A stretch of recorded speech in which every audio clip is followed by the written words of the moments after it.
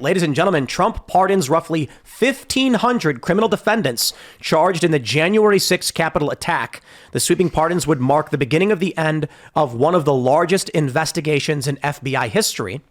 They say that President Donald Trump said on Monday that he was issuing roughly 1,500 pardons and commuting the sentences of 6 of his supporters in connection with the J6 2021 attack on the U.S. Capitol, when thousands of them stormed the building amid his false claims that the 2020 presidential election was rigged against him.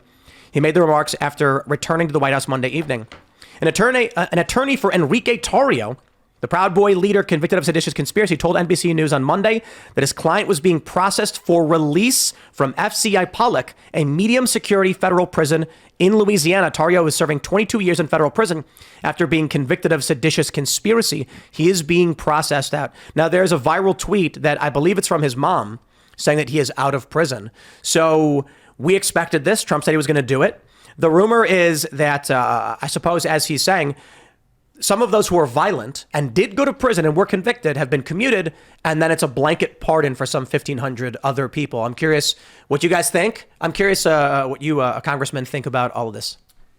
Well, look, I was there in the Capitol. I was in the Cannon building when that took place. And here's my view of it. If someone was out there caught up in the protest and just showed up and was swept in and went inside, I have a very different view of it than people who smash down buildings, threaten people with violence, hit law enforcement officers. So I don't know the pardons, but my guess is that some of the people, from what you're saying, who pardoned it actually engaged in violence and destruction of property. And my view is I thought Trump was going to be against crime. I mean, the law and order president.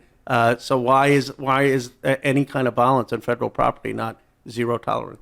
Do you mean, so I think there's only 6 commutations. You're saying of the 15, you think it's likely that some of those probably did engage in violence? Yeah, and the person for the seditious conspiracy, I mean, did he, if 22 years, you're sentenced to 22 years, you probably have done something that led to an imminent threat of violence. Maybe not. Wasn't he woven in there? Probably done something is a dangerous way to phrase it. Well, I trust the law, I trust the jury process there. And yeah, I mean, we're probably going to disagree on this issue, but I fundamentally believe that you can't go into the Capitol or plan things to go into the Capitol and engage in violence. That's different. Look, there were school teachers, they're dentists, they show up, they wanted to show their support, they got caught up in a frenzy, the doors are open, they go in. If they don't threaten anyone, don't have violence. I get that there was some of that was taking place, and I wouldn't go after that. But the people who were engaged in actually breaking the buildings, hurting law enforcement officers, or planning to do that, those people should be held accountable. I completely agree. I think that's why I've said commutation makes sense, only because if someone shoved a cop or pushed them 3 years, 4 years is a long time to be in prison for like shoving a cop.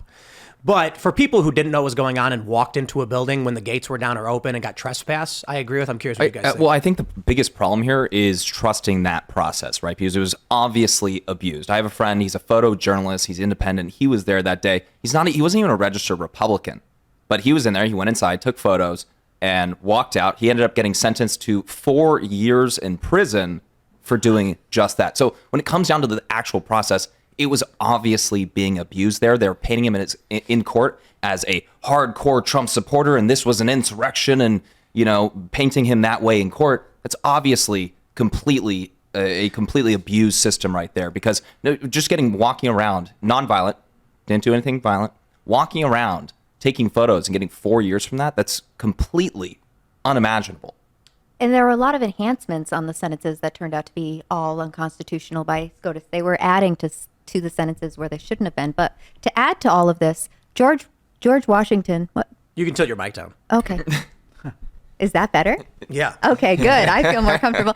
George Washington pardoned everybody who participated in the Whiskey Rebellion. And then Abraham Lincoln and Andrew Johnson pardoned everybody, all the Confederates. So it's kind of a thought that once this is done, once you've made it through, once one side has won and one side has lost, quote unquote, just it's good. It's good for the country to just move forward and not to hold on to it, just to start to heal in that way. What do you think about that? I think, first of all, if it was a Democrat engaged in reconciliation, that's different than your own party. But look, that's why I said if someone was there, if this photojournalist is true, that he just walked in and took pictures, and if those facts are true, then I'd be very sympathetic to that person not being behind jail. And in general, I do think we have to find ways to come together as a country. But there were people who actually, smashed the Capitol building, who committed assault against For sure. law enforcement officers. Yeah. And Yes. that should just be, forget the politics of it. This is, I view the Capitol as a sacred place. Like that. Do you believe in the pardons for the Confederates who probably did some pretty bad things too? As much as some of the pundits want us to think we're in a civil war, we're not. So I think that was a different context. Let me ask you this. So I think the challenge that many of us have is on May 29th, 2020, there were several thousand far-left activists, I would say many of them extremists, who tore down the barricades of the White House, firebombed the White House grounds, set fire to St. John's Church. Yeah. We did not see Capitol Police launch an investigation. We did not see FBI raids across the country. The president was forced into the emergency bunker. The corporate press, the media mocked him over it, calling him bunker boy. So that happened well before January 6th. Seeing the photos of the smoke rising up in D.C. all across the city from the chaos and the rioting, seeing no law enforcement action, for me, I'm kind of like, well, what else is new? I've been covering protests for a decade.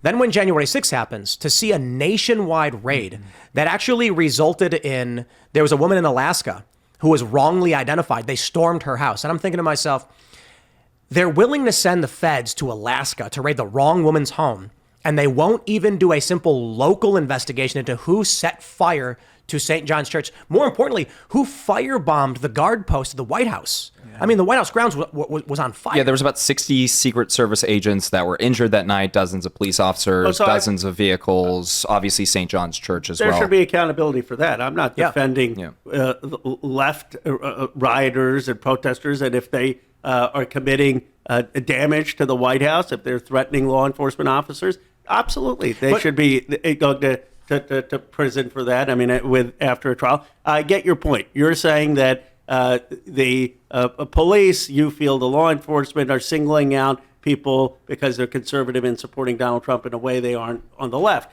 Now, I'll tell you, on the left, they feel the opposite in this country. I mean, it's everyone is coming from their perspective of bias. The left says, no, the cops target folks on the left more. My view is, how do we get to a point in this country where we can agree that we should allow for protests, give people the benefit of the doubt, but when people are engaged in violence, there should be zero tolerance. Honestly, it seems like the Democrat standard right now, just pardoning every single person, even if they were violent, even if they did do crazy things, that's like the Democrat standard that I've noticed the last 4 years. So maybe we just do that. Yeah, I really don't. I don't want to engage in whataboutism, and I share your opinion.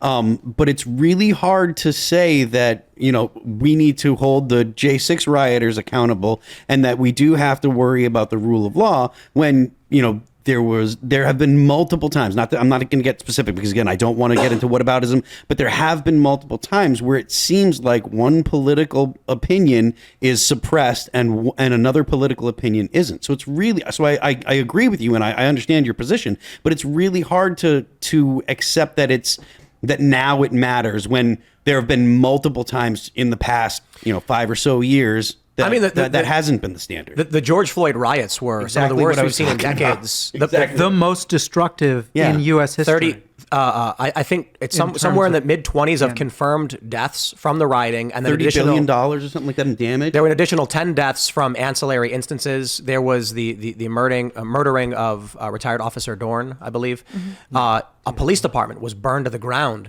A federal building was under siege for 30 days. No, it was like over 100 days. Portland? It was over 100 days. So that was over 100 days. Then they had the Chaz and the Chad where they actually they murdered 2 people. Yep. I completely agree with you, and in that I would love to be able to say, we should stop having these kind of like ignoring the law and stuff. But it's really, really tough to be like, well, we're going to be the people that are going to actually start doing that, and we expect the opposing political party to do the same when we don't really see that same kind of the feeling from the left. So Well, that double standard we see over and over and over again. And I think it's really interesting. We're talking about Enrique Tarrio, who is a Proud Boys leader. The Southern Poverty Law Center brands the Proud Boys as a white supremacist group. Enrique Tarrio, Is black. as you guys should know, is black and Hispanic. So, like, again, this kind of thing. And, of course, the SPLC monitoring hate unless it's Antifa, unless it's, Jane's Revenge. So, yes, we should have a blind justice system that treats attacks on police and attacks on federal buildings as serious, no matter which side you're coming from. We should also have a little bit more of an investigation in the pro-abortion vandalism and violence that we saw. Oh, yeah, I mean... And I mean, it's like there's case after case after case where we can say, and I do say in this book about the weaponization of law enforcement, that there is a clear bias. And I understand, a lot of people on the left feel embattled too. And it's partially because we have these echo chambers where we say, oh, we're the ones who are embattled. We're the ones who are embattled. We're the victims. But if you look at this issue of crime, the left has a lot more sway. You have a lot more prosecutors who've been funded by George Soros and the Open Society Foundations. Around the country, we have more prosecutors. I don't know the facts. There are 72. How many are there? Of total. Funded by George Soros? Yes, he did like 72 elections. So how many total are there? I don't know how many are tens still of in thousands, office. I think. Let me But they're- fact check. Well, I think all it's like in cities. Yeah, but the Focus- locations that his The that he main focuses thing is on are the blue influential. cities where they've taken over, it's emboldened crime because they're not prosecuting people. for- 2,300. The policy is called restorative justice. The idea that that people that have been in oppressed groups or marginalized groups have to be treated differently under the law, which is completely and totally antithetical to what we're talking about. That's here, antithetical to the Constitution. Yeah, and it that's is. antithetical to what our country was built on. When it comes to the Declaration of Independence, the grievances 8, 9, 18, and 19 all deal with captured courts, and the grievances 12 and 15 deal with 2 tiers of justice. So, I feel like the large shift that we've seen politically, like how Donald Trump ends up winning the popular vote, comes from a lot of moderates. You see Joe Rogan, Elon Musk, Tulsi Gabbard, RFK Jr., even someone like me. We are all liberal. I never consider myself like a Democrat, but if I went and voted, it was just like straight Democrat, the 1 or 2 times I ever did. And then what ends up happening is I watch the news, and what do I see? I see far left rioters throwing firebombs, smashing things repeatedly over and over again. I personally end up going down and covering some of these riots and these protests. And I see instances where they get arrested. I was at the Trump's inauguration in 2017, and there were hundreds of far left extremists who set fires, smashed windows. A limousine was torched. It was owned by an immigrant. It was a contractor who was doing rides. Numerous fires, and then they mass arrested several hundred people. I end up getting caught up in the what they call a police kettle, and I, as well as a few other journalists, presented our press cards, waited patiently, and eventually got released. These individuals who got arrested, who were clearly engaged in violence, ended up not only having their charges dropped, but they sued the federal government and won over $1 million. So here's someone like me, where it's like, I grew up Chicago, liberal, punk rock, all that stuff. And then I'm like, oh, that's how it goes. Then I see a bunch of right-wingers go out and protest, and it's nationwide manhunt. And to the point where, while I certainly agree anybody who's violent should go to jail. Like you hit a cop, you go to jail for that, Yep. I met one couple that showed up to the Capitol several hours after everyone had already left, and there were just people standing in the lawn. They walked up an open sidewalk, up to a building where the doors were wide open, no broken glass on the other side of the building. And they walked in and looked around and didn't know what was going on, didn't see anything, and then just left. And then I think it was a year later, they got their home raided, and this man and this woman were sentenced to 18 months in prison, and they had no idea why. So when I see something like that, I think that is why you end up with people saying, Trump pardon everybody. We don't trust the system anymore. We've seen too much violence go. I mean, you had those 2 individuals in New York who were giving out Molotov cocktails. Got a slap on the wrist. You talking about the lady that firebombed the car? Was that in Philadelphia? the 2 I'm thinking lawyers. about. 2 lawyers were giving out Molotov cocktails in New York City. Yeah. And they end up getting a slap on the wrist. No federal charges. Cash Patel talked about it. Right. So that breaks my confidence in the justice system being fair and reasonable. And then when someone comes to me and says that Donald Trump is guilty of a crime, I say, yeah, I'm reading those documents. Someone comes to me and says Enrique Tarrio committed seditious conspiracy. I say, yeah, right. I just don't believe it. I can't believe it. And I think that's the reasonable take. Not that it's wrong, but to start from a place of skepticism and then say, show me the actual evidence, because the word of a jury in a 90% Democrat district is not enough for me to believe someone actually did something wrong, at least right now. Well, and that's the real tragedy of all of this, is that the weaponization of the prosecutions is the one thing. And of course, not a majority of the prosecutors across the country have been supported by George Soros. That wasn't what I was insisting. I think you're saying more liberal. I was saying, yes, Yeah. they tend to be more liberal. These, rogue prosecutors tend to represent the cutting edge, and they're seen as the cutting edge among the prosecutor community. And then you see many of these examples over and over again where there is not equal justice applied. And usually that's because of the prosecutors. Sometimes, unfortunately, it's also because of the juries. And I love our system of justice. I think the jury having the ultimate say is, it's ideal. But the problem is we're almost living in two different worlds where the right and the left can't see eye to eye on almost Let me anything. ask you this, especially because we're on Martin Luther King Day. If I would concede that there were some people who, like your couple, went in, shouldn't have been in prosecuted for 18 months. And I also will tell you that anyone who engaged in violence, looting, rioting, whether they're doing it in the LA fires right now, should be locked up, or if they did it in response to George Floyd, which was, in my view, a total case of police gone rogue. But if the response to that has to be in the King's tradition of peaceful protest, would you though concede that historically and still today, if you're black in America, there is still often bias from the police force where you could be pulled over in a way that you wouldn't be if you were Indian or if you were in a certain neighborhood? And can you understand from the other perspective of some of these folks who were protesting, I'm not justifying it, how they see what you see as the law enforcement biased against those who are conservative, and they're saying, no, the law enforcement actually has been in certain places biased against us? Or do you think we've passed that? There could be some bias there. The way the media covers it makes it suggest like it's an epidemic, and it's not. I absolutely want to answer this. I will not concede that. And the reason why is from a logic standpoint, it would be impossible for a person, or largely impossible for a person, to know what the experience of another race is.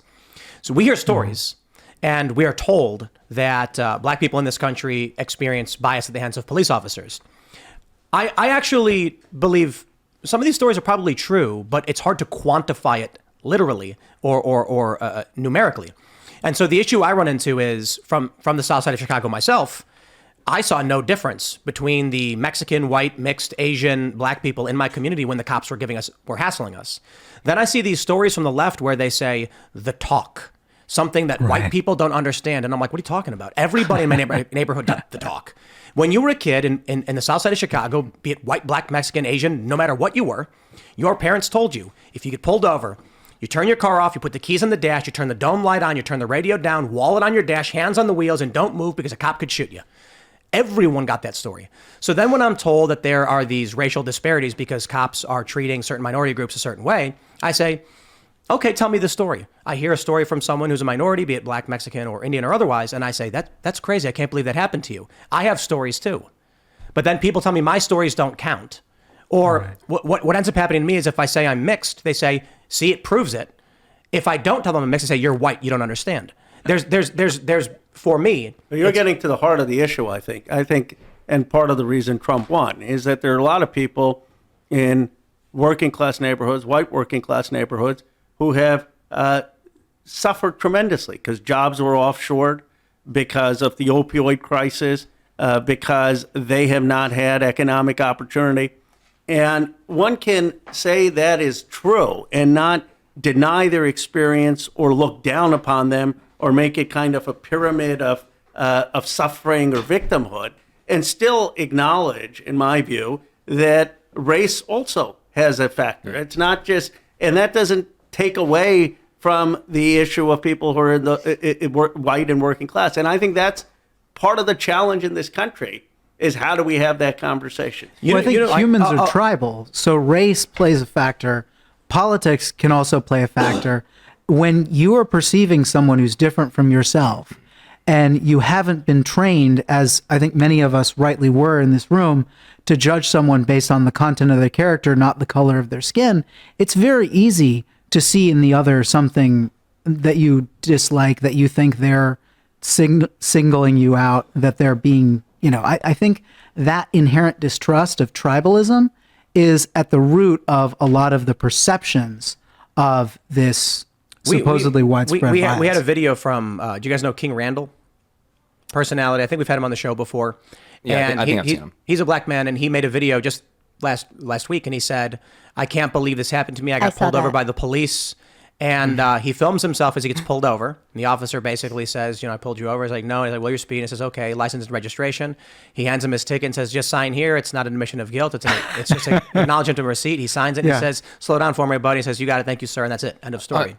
Congressman, I think today, agreeing with your point, maybe back in the day was certainly more easy. It's pretty fair that discrimination was pretty rampant in policing, let's say in the 50s, right? Early 90s. I would say, yeah, sure, 60s, 70s, whatever. Mm-hmm. But today, I would argue that there's probably more demand for that racism than there actually is supply. Look no further than all the hoaxes we've seen recently, how much Democrat politicians leverage this, push this on their audience. I mean, I interview people all around the country, and most people are pretty darn good, right? You talk to a lot of people, they're honestly pretty great people, but you do run into people that genuinely are fearful of white people walking around because they believe that maybe they're connected to the Proud Boys, or they're racist and they'll hunt them down in the street or something like that. And you're just like, in what reality is this the case, or how is this even possible? But it's because people, politicians, and media figures leverage this stuff to a lot of times push fear on the American people. I genuinely don't think there's that much supply for it today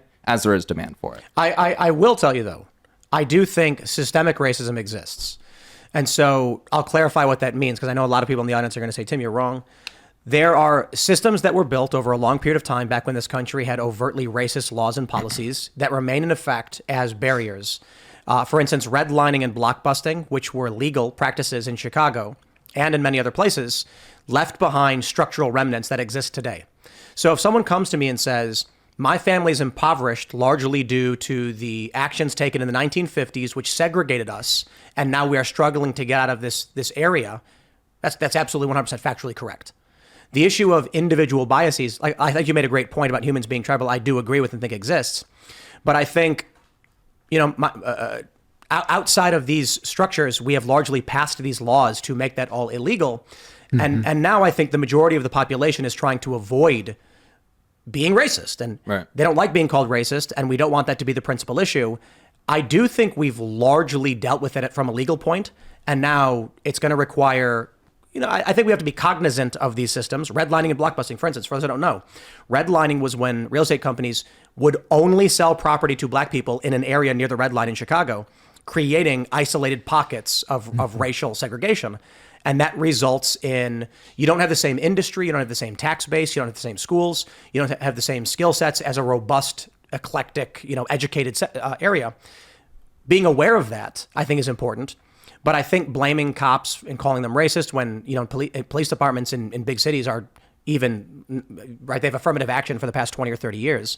I would say, I think we may have swung the pendulum a little bit too far in the other way, which is causing more problems. Well, part of the challenge, I think, is that we've been having these conversations in silos. So if someone says, your point that you think that there isn't as much racism, the reaction on the left often could be, well, that's just a racist thing to say, and that puts you in a position of anger and defensiveness. And on the right, on the flip side, if someone says, no, I actually experience the world through race and come live it in my shoes, on the right, people say, oh, they're just engaging in identity politics, and they're just making this about race for advantage as opposed to being authentic. And the reality is those two groups aren't talking to each other. And one of the things we got to do is have their authentic people in the George Floyd protests, not the ones who rioted, who, my friend Jamal Bowman, he will tell you what he thinks it's like being a black person in New York, and you should talk to him about where you think being white in a neighborhood was. You had the same experience, and we ought to be able to have these conversations without labeling each other in a derogatory way. Thanks for checking out this clip from Timcast IRL. Make sure to watch the show live Monday through Friday at 8 p.m. Subscribe to this channel, and we will see you all there.